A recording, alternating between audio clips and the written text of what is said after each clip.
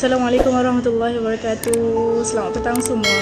Alhamdulillah, kita masih lagi di showroom Al-Quran pertama di Malaysia, iaitu Al-Rayyan Hijrah Global Sdn Bhd. InsyaAllah bersama saya lagi, Christina. Dalam slot Sirah Time, kita akan kongsikan lagi kisah-kisah berkenaan dengan para Nabi dan Rasul. Jadi hari ini adalah kisah yang terakhir yang saya akan kongsikan berkenaan dengan Nabi Adam dan keturunannya lah. Okay, Allah, seterusnya ataupun minggu hadapan kita akan pergi ke kisah baharu yang mana kita akan kongsikan berkenaan dengan kisah Nabi Idris alaihi salam.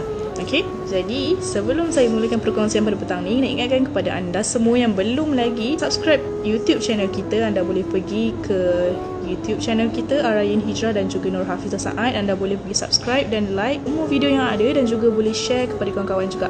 Jangan lupa juga untuk like FB page kita Al-Rayyan Hijrah dan Nur Hafizah Saad. Okay, untuk anda yang selalu sangat lebih senang menggunakan FB, okay, jadi anda boleh gunakan ataupun manfaatkanlah FB page kita di sana, insyaAllah. Kejap saya nak solat dulu. Okay, baik, solat dulu. Okay, mana yang nak pergi solat dahulu, insyaAllah anda boleh pergi dulu. Okay, nanti anda boleh tengok balik video ni sebab kita akan share juga dalam IGTV. Jadi sebelum kita mulakan perkongsian petang ni, kita baca doa terlebih dahulu. Okay, Bismillahirrahmanirrahim.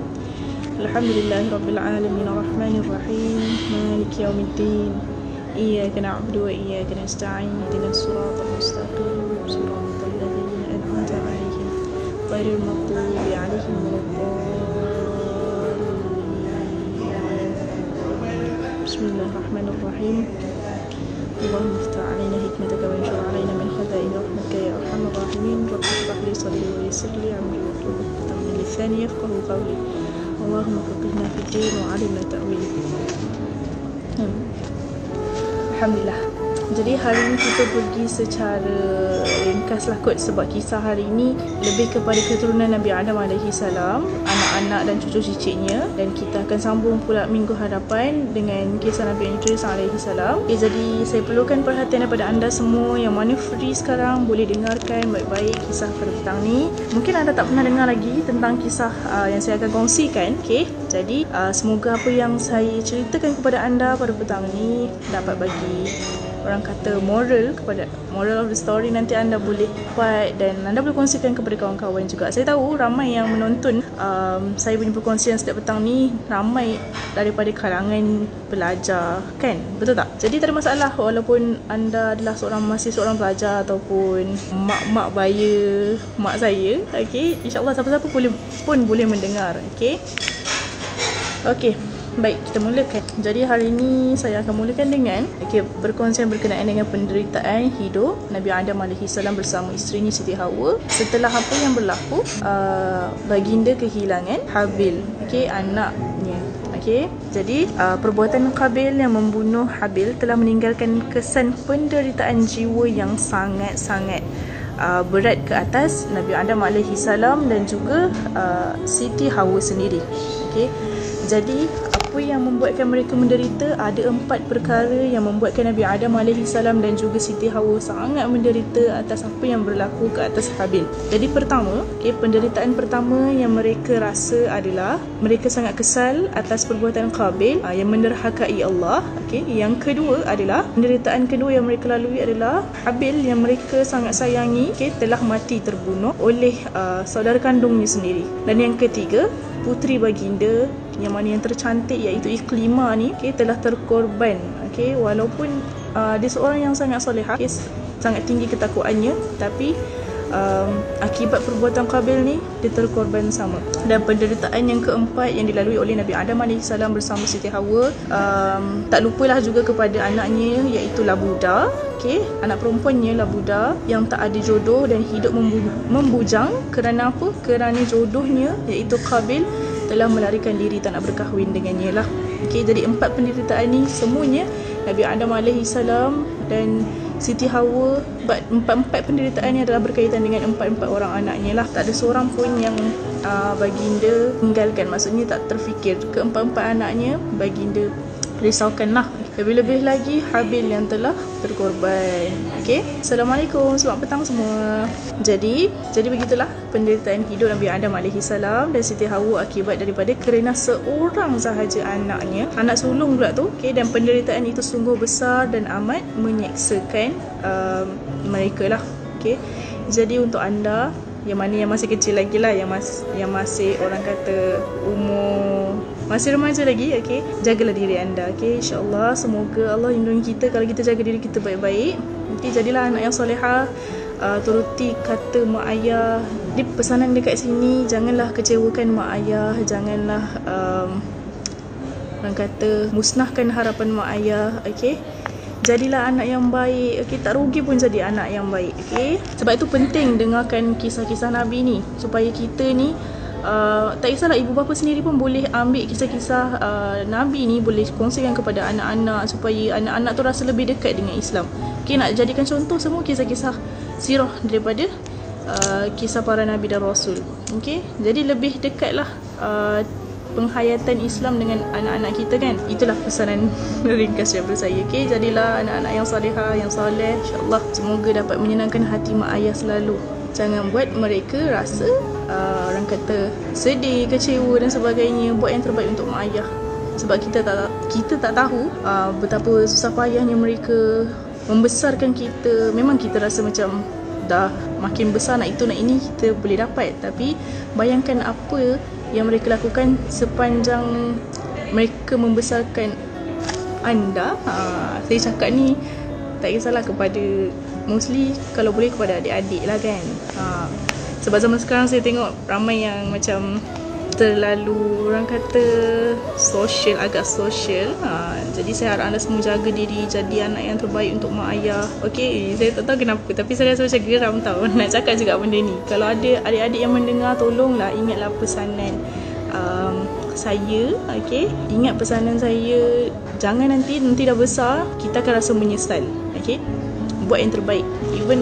Even kita ni masih muda atau apa sekalipun, cubalah buat yang terbaik untuk mak ayah. Okey, kita sambung. Jadi setelah berasa sakit Nabi Adam AS atas apa yang anaknya buat, iaitu Qabil, ke Nabi Adam AS pun panggillah semua anak-anak dia berkumpul. Untuk apa? Untuk beritahu kepada anak-anak dia siapakah akan menggantikan baginda selepas kewafatannya nanti. Okey, ya betul, bahagikan mak ayah dulu.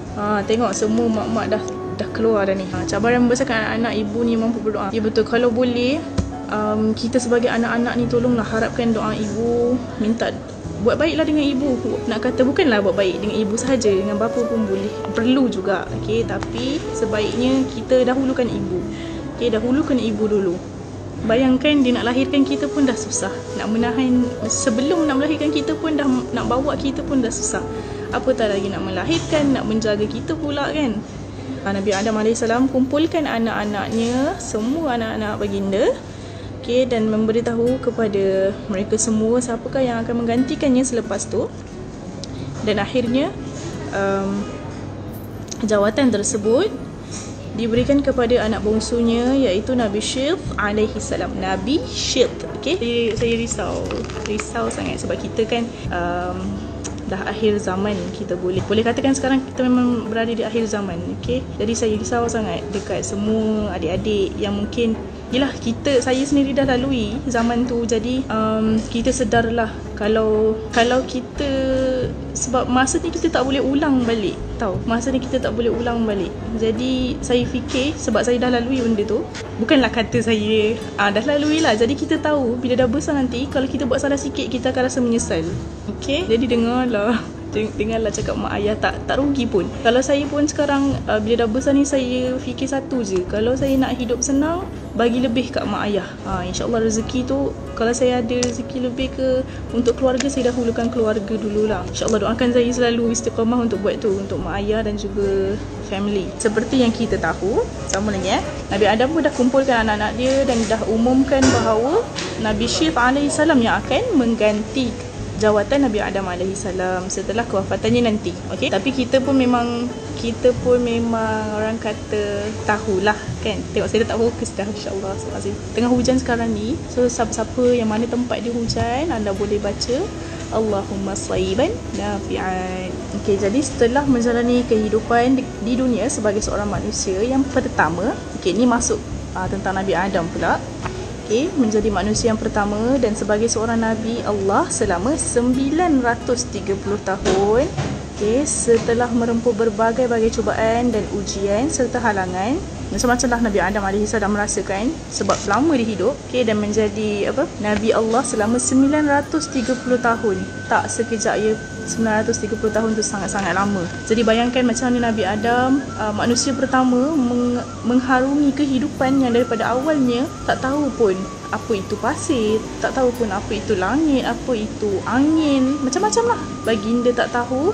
Dan akhirnya selama 930 tahun baginda hidup dan mempunyai zuriat, anak-anak yang ramai. Akhirnya setelah 930 tahun baginda wafat. Okay. Jadi disaksikan oleh Nabi Syekh alaihi salam, Nabi Adam pun wafatlah pada umurnya yang ke-930 tahun. Dan Nabi Syekh alaihi salam mengubumikan jenazah ayahnya di sisi makam ibunya yang terlebih dahulu wafat itu. Okey.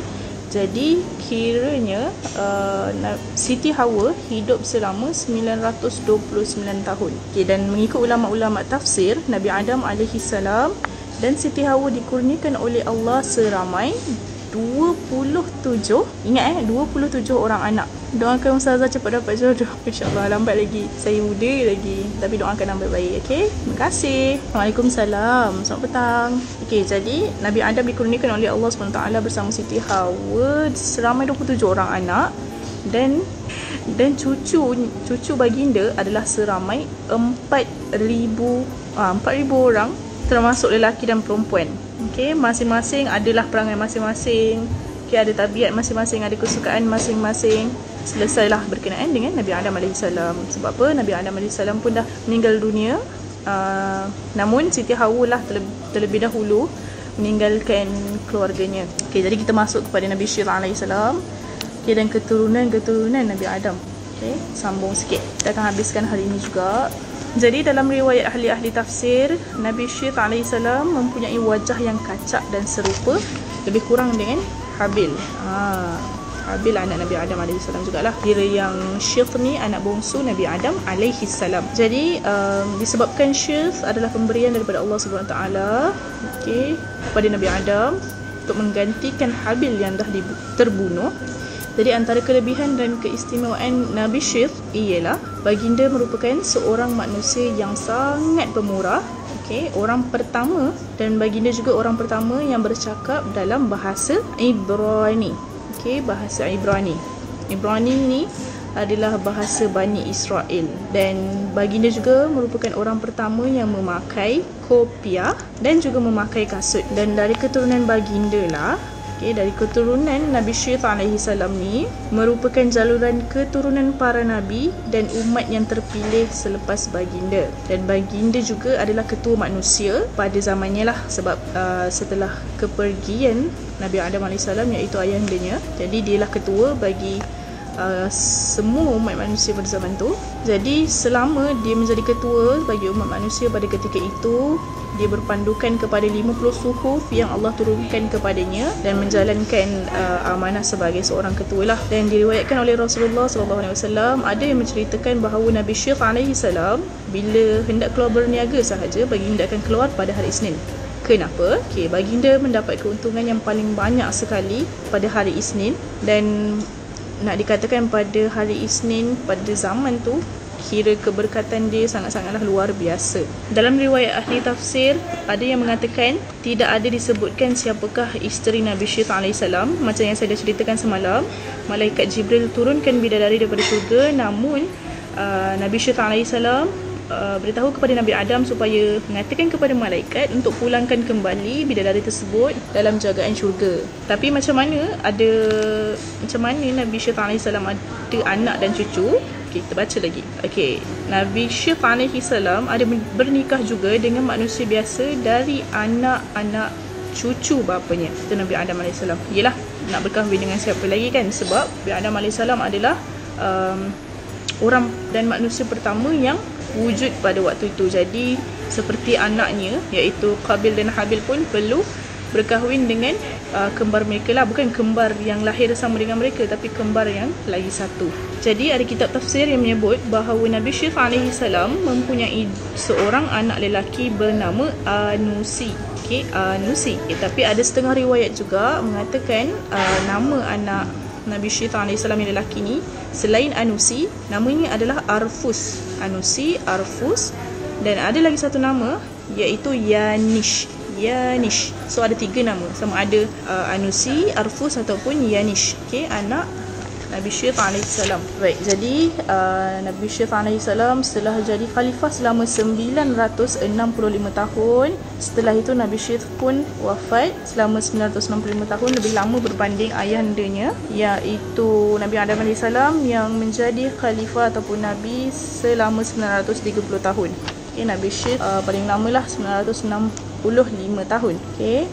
Jadi dia dikebumikan di sisi kubur ayahandanya iaitu Nabi Adam AS, dan dalam riwayat lain mengatakan baginda dikebumi di Tarsus. Tarsus tu di mana? Adalah di Turki.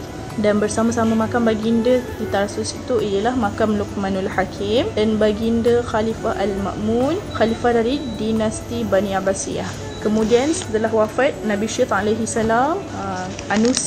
Anusi pula anaknya, Anusi atau Arfus ataupun Yanish ni menjadi khalifah menggantikan ayahnya Nabi Syith AS.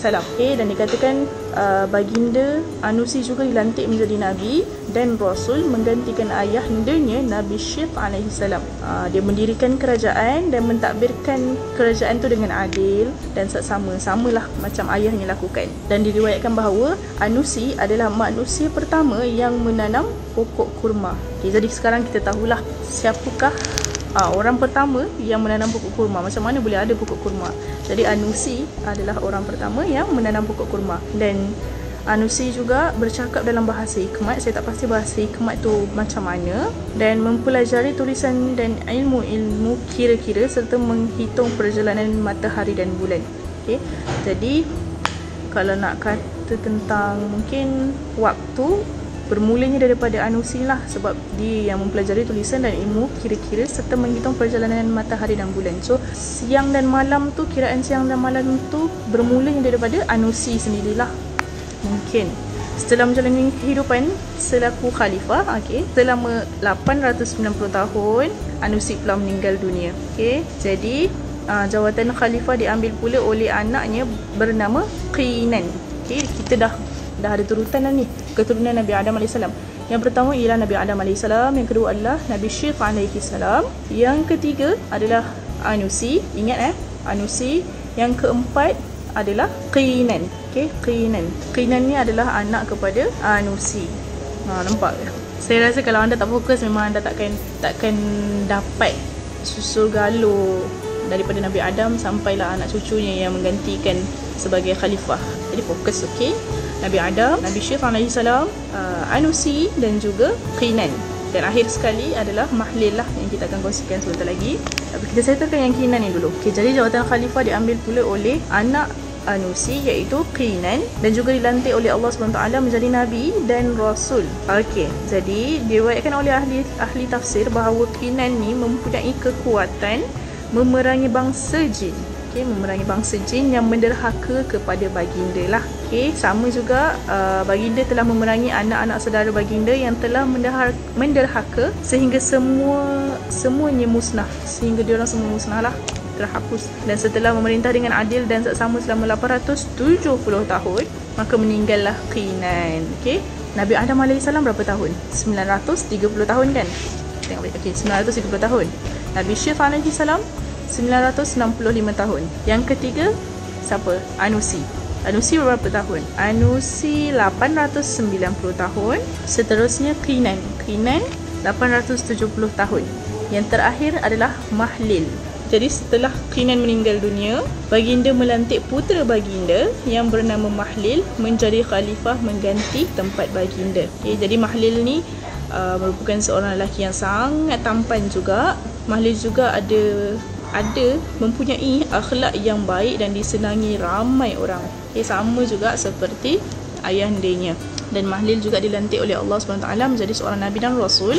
Dan baginda sangat sedih melihat anak-anak Nabi Adam AS yang sebahagiannya mendiami pinggir Bukit Al-Muqaddas, menjalani kehidupan penuh noda dan dosa yang bergelumang dengan mengikut nafsu syahwat syaitan. Mereka mencintai dan masuk meminang anak-anak perempuan Qabil. Sebab apa? Anak perempuan Qabil semua cantik-cantik. Kerana apa? Qabil mengahu ini Iklimah. Iklimah pun cantik, jadi zuriatnya lahir dengan sangat cantik. Jadi masa zaman pemerintahan Mahlil, umat manusia mulalah berpecah belah dan mereka menjalani kehidupan secara berpuak-puak dan bersuku-suku. Jadi Mahlil membahagikan bumi pemerintahannya kepada 5 bahagian, iaitu, ya betul, baru tahu kan nama keturunan Nabi Adam AS selain Qabil dan Habil. Jadi Mahlil membahagikan bumi pemerintahannya kepada 5 bahagian dan baginda menempatkan 4 puak anak-anak Nabi Adam, anak-anak cucu Nabi Adam AS di 4 penjuru mata angin, iaitu di barat, timur, di utara dan di selatan. Kecuali keturunan Nabi Syith AS sahajalah. Keturunan Nabi Syith, baginda tempatkan mereka di satu tanah atau kawasan yang sangat subur, yang sangat banyak berkatnya. Jadi Mahlil tinggal bersama-sama dengan anak cucu Nabi Syith AS.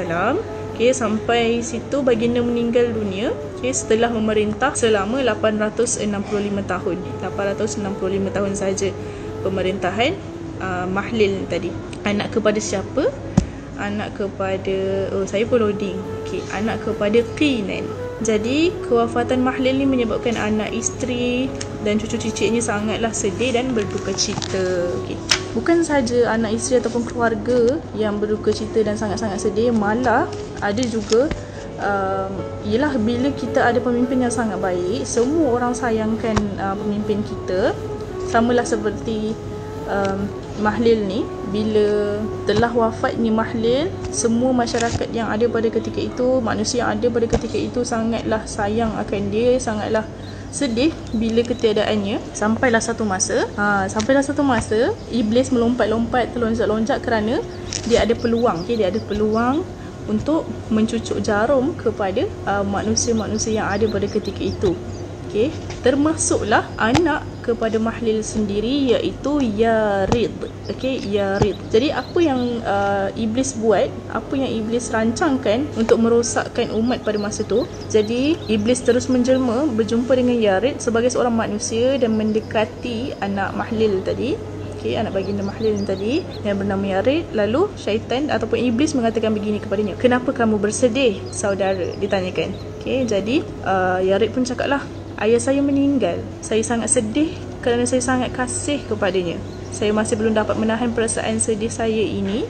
Sebab itu saya berkeadaan muram sebegini." Jadi syaitan ataupun iblis pun mulalah dia rasa seronok. Dikatakan lagi, "Nak tak kalau saya bagi tahu awak cara-cara untuk awak dapat selalu melihat ayah awak?" Jadi Yarid tu mestilah rasa macam nak lah kan. Jadi apa yang syaitan ajarkan kepada dia, syaitan suruh dia ambil batu dan ukir batu sampai jadi rupa sama seperti ayahnya tadi.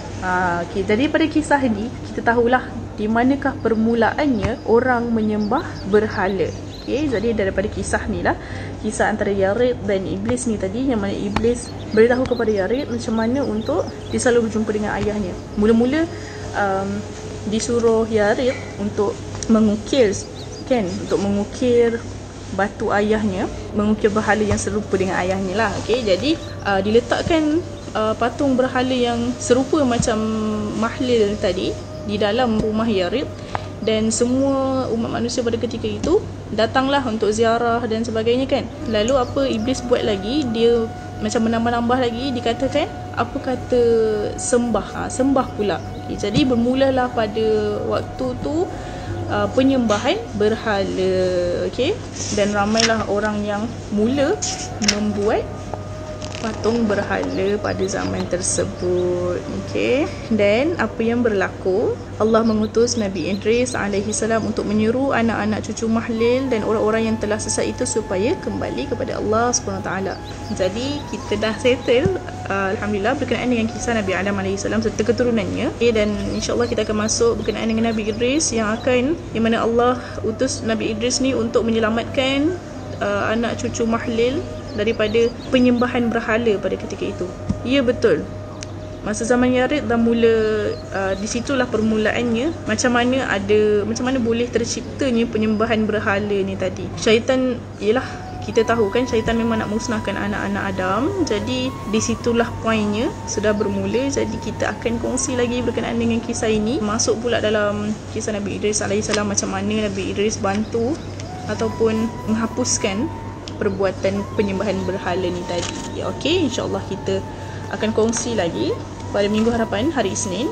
Okay, doakan saya sihat walafiat sentiasa, insya-Allah. Waalaikumsalam, selamat petang. Oh, baru faham. Alhamdulillah. Okay, jadi saya rasa kita dah mulakan dengan perkongsian yang menarik hari ni, insya-Allah. Bukan hari ni, saya rasa sebelum-sebelum ni saya rasa dah banyak dah perkongsian yang mungkin anda baru tahu, ataupun saya juga ada yang saya baru tahu. Sangat menarik. Jadi jangan lepaskan telinga anda daripada mendengar perkongsian saya. Kalau bosan sangat, saya minta maaf sangat-sangat. Okey, mana yang saya mampu saya akan kongsikan, insya-Allah. Okey.